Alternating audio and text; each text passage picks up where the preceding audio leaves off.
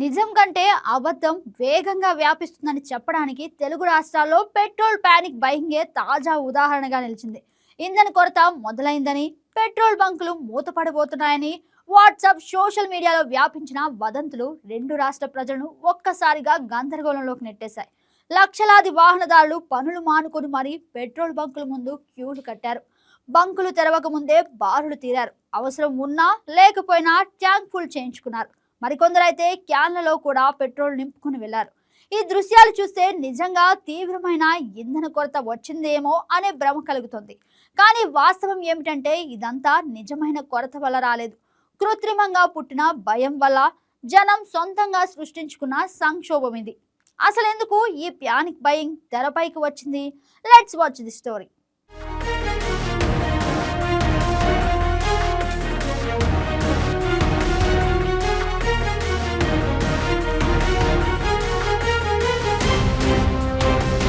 Petrol బంకుల్లో stock అయిపోతోందని, ఇంకొన్ని రోజుల వరకు పెట్రోల్ దొరకదని సోషల్ మీడియాలో ఫేక్ మెసేజ్లు వేగంగా చక్కర్లు కొడుతున్నాయి. హైదరాబాద్ వంటి మహానగరం మాత్రమే కాదు, తెలుగు రాష్ట్రాల్లోని పట్టణాలు, గ్రామీణ ప్రాంతాల్లో కూడా ఈ వదంతులు వ్యాపించి పెద్ద కలకలం రేపాయి. ఇందుకు నేపథ్యంగా పశ్చిమాసియాలో కొనసాగుతున్న యుద్ధం కూడా కొంత మేరకు తోడైంది. గల్ఫ్ దేశాల నుంచి వచ్చే క్రూడ్ ఆయిల్ సరఫరా ఆగిపోయిందని, అందువల్ల ఇంధన కొరత తప్పదనే సంకేతాలు ముందే చలామణిలో ఉన్నాయి. ఈ నేపథ్యంలో ఈ వదంతులు పట్టాయి. జనం వాటిని నిర్ధారించుకోకుండానే నమ్మి పెట్రోల్ బంకుల దగ్గర పరుగులు తీశారు. అంతేకాదు, కొన్ని చోట్ల పెట్రోల్ బంకుల ముందు నో స్టాక్ బోర్డులు కనిపించాయి. ఇది చూసిన జనానికి వదంతులే నిజమనే నమ్మకం కలిగింది. అంతా ఒకేసారి బంకుల మీద పట్టారు. వదంతులు నమ్మిన వారు, నమ్మకపోయిన వారు కూడా బంకుల దగ్గర క్యూలు చూసి భయపడ్డారు. అందరూ ట్యాంక్ ఫుల్ చేయిస్తున్నారు కదా, మనము చేసుకుందాం అనే మందబుద్ధి మనస్తత్వం పనిచేసింది. దీనివల్ల సమస్య రెట్టింపైంది.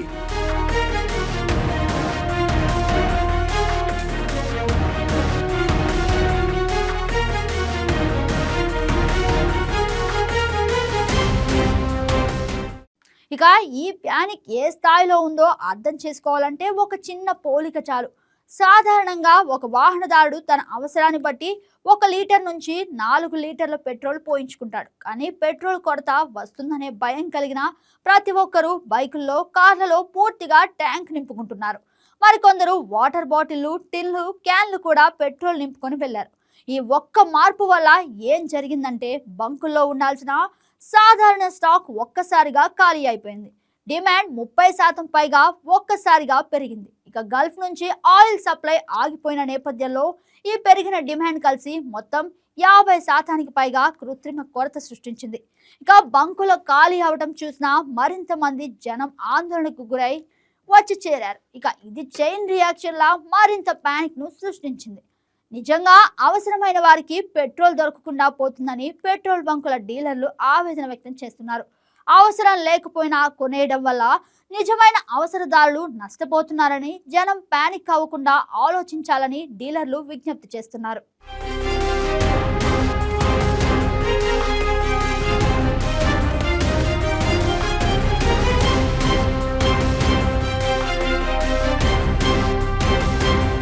ప్రభుత్వం, ఆయిల్ కంపెనీలు, సివిల్ సప్లై అధికారులు అందరూ ఒకటే మాట చెప్పారు: దేశంలో ఇంధన సరఫరాకు ఎక్కడా అంతరాయం కలగలేదని.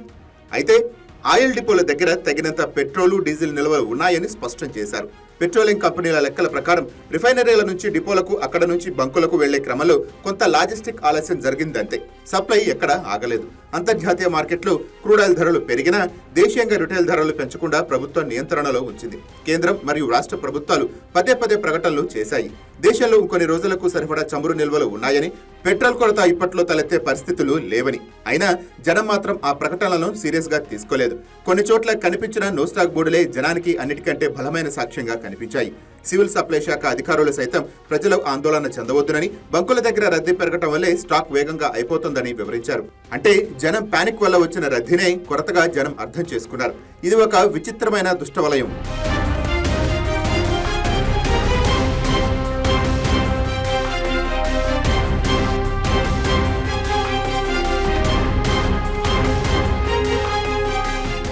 ఇక పెట్రోల్ కొరత గురించి కేవలం వదంతులను మాత్రమే నిందించడం సరికాదు. ఈ సంక్షోభం రావడానికి ఆయిల్ కంపెనీల నిర్వహణ వైఫల్యం కూడా సమానంగా బాధ్యత వహించాలని పెట్రోల్ డీలర్లు, విశ్లేషకులు స్పష్టంగా చెప్తున్నారు.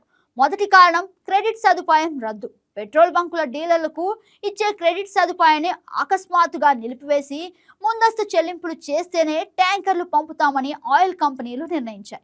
ఈ నిర్ణయం వల్ల అనేక బంకుల డీలర్లు సరిపడా స్టాక్ నిల్వ చేసుకోలేకపోయారు. ఇక కొందరైతే డబ్బులు కట్టిన పెట్రోల్ ట్యాంకర్లు సమయానికి రాలేదని ఆవేదన వ్యక్తం చేస్తున్నారు. తమ ఖాతాలో నగదు జమ చేస్తేనే పెట్రోల్ సప్లై చేస్తామని ఆయిల్ కంపెనీలు పట్టుబట్టడం, అయినా సప్లై వేగంగా రాకపోవడం ఇది డీలర్లకు రెండు వైపులా నష్టాన్ని కలిగించింది. ఇక రెండో కారణం సెలవుల కారణంగా డిపోలు మూత. అన్నీ ఒకేసారి రావడంతో ఆయిల్ కంపెనీల డిపోలు పనిచేయలేదు. ఇక సెలవు రోజుల్లో నిల్వల సరఫరా ఆగిపోయింది. దీని ప్రభావం పెట్రోల్ బంకుల మీద ఒకేసారి పడింది. ఇటు జనంలో పానిక్ కూడా మొదలైంది. ఇక మూడో కారణం సత్వర స్పందన లేకపోవడం. సంక్షోభ సమయంలో ఆయిల్ కంపెనీలు వేగంగా సప్లై పెంచాల్సింది, కానీ అవసరమైన వేగంతో ట్యాంకర్లు పంపించలేదు. ఇక అడ్వాన్స్ పేమెంట్ తీసుకున్నా సప్లై ఆలస్యం అవుతుందని డీలర్లు బాహాటంగా చెప్తున్నారు. ఇవన్నీ చూస్తే ఒక విషయం స్పష్టమవుతుంది: ఈ కృత్రిమ కొరతకు వదంతులు ఎంత కారణమో ఆయిల్ కంపెనీలు కూడా అంతే కారణమని విమర్శలు వస్తున్నాయి.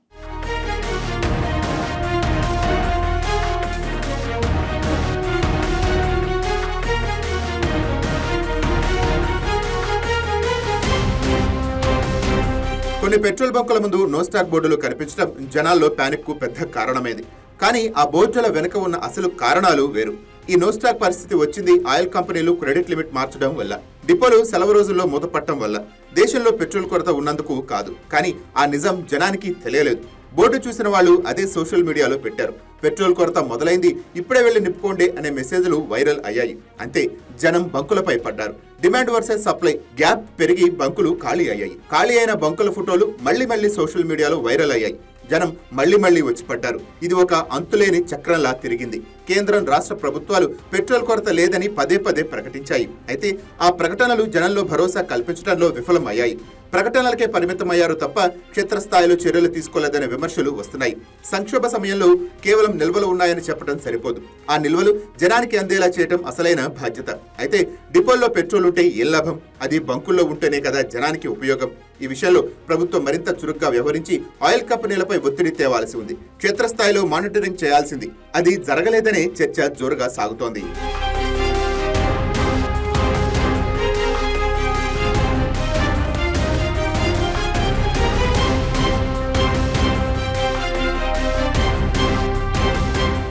ఇక మరోవైపు సంక్షోభ సమయాల్లో ఆయిల్ కంపెనీలు విరామం లేకుండా పనిచేయాలి.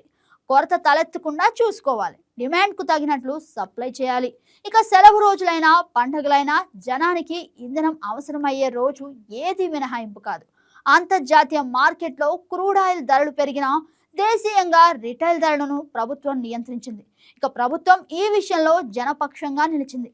కానీ అదే సమయంలో క్రెడిట్ లిమిట్లు మార్చి ముందస్తు చెల్లింపులు తప్పనిసరి చేసి సరఫరాలో జాప్యం చేయటం ఇది సంక్షోభ సమయంలో సామాన్యుల అవసరాలకు ప్రాధాన్యత ఇవ్వలేదనే సంకేతం పంపింది.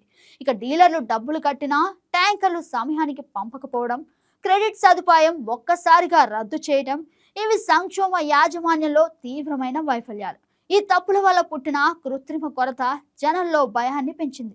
ఇక ప్రభుత్వ భరోసా వాక్కులు నేలరాలిపోయాయి.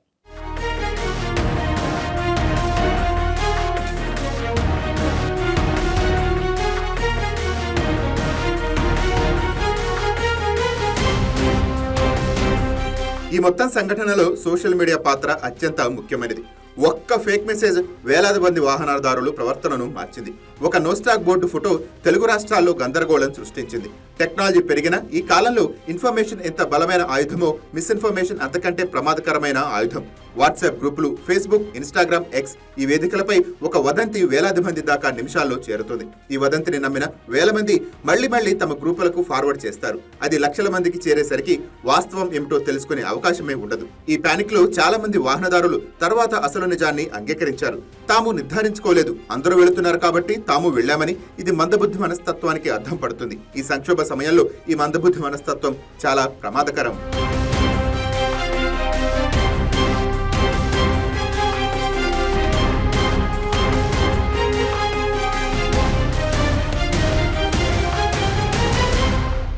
పెట్రోల్ పానిక్ నుంచి నేర్చుకోవాల్సిన పాఠాలు చాలా ఉన్నాయి.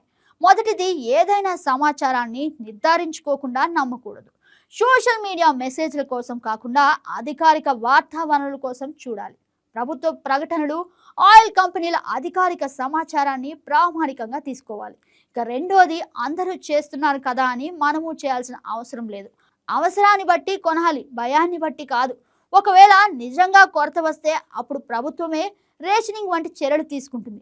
ఆ వరకు అవసరాన్ని మించి కొనడం నిజంగా అవసరమైన వారిని నిరాశపరుస్తుంది.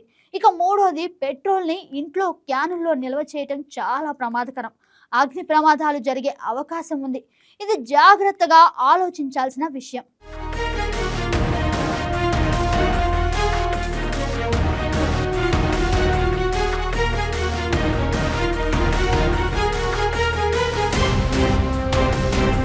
ఈ పెట్రోల్ ప్యానిక్ కేవలం జనం తప్పు మాత్రమే కాదు, ఇందులో వ్యవస్థాపరమైన లోపాలు కూడా ఉన్నాయి. మొదటిది, ఆయిల్ కంపెనీలు క్రెడిట్ పాలసీలను సంక్షోభ సమయాల్లో మార్చకూడదు. ముందస్తు చెల్లింపులు తప్పనిసరి చేయడం వల్ల డీలర్లు ఒత్తిడిలో పడతారు, చివరికి జనం నష్టపోతారు. రెండోది, సెలవు రోజుల్లో కూడా ఆయిల్ డిపోలు పనిచేయాలి. పండుగ, వీకెండ్లు అని ఇంధన సప్లై ఆపడం సరికాదు. అత్యవసర సేవలు ఎప్పుడు నిరంతరంగా పనిచేయాలి. మూడోది, ప్రభుత్వం కేవలం ప్రకటనలు ఇవ్వడంతో ఆగకూడదు, క్షేత్రస్థాయిలో పర్యవేక్షించాలి. ఆయిల్ కంపెనీలపై ఒత్తిడి తెచ్చి సత్వరం సరఫరా జరిగేలా చూడాలి. జనంలో నిజమైన భరోసా కలిగించాలి. నాలుగోది, సంక్షోభ కమ్యూనికేషన్ మెరుగుపడాలి. కొరత లేదని చెప్పడం సరిపోదు. ఎందుకు కొన్ని చోట్ల నో స్టాక్ బోర్డులు వచ్చాయో, ఏమి చర్యలు తీసుకుంటున్నారో వివరంగా జనానికి చెప్పాలి. పారదర్శకత పెరిగితే భయం తగ్గుతుంది.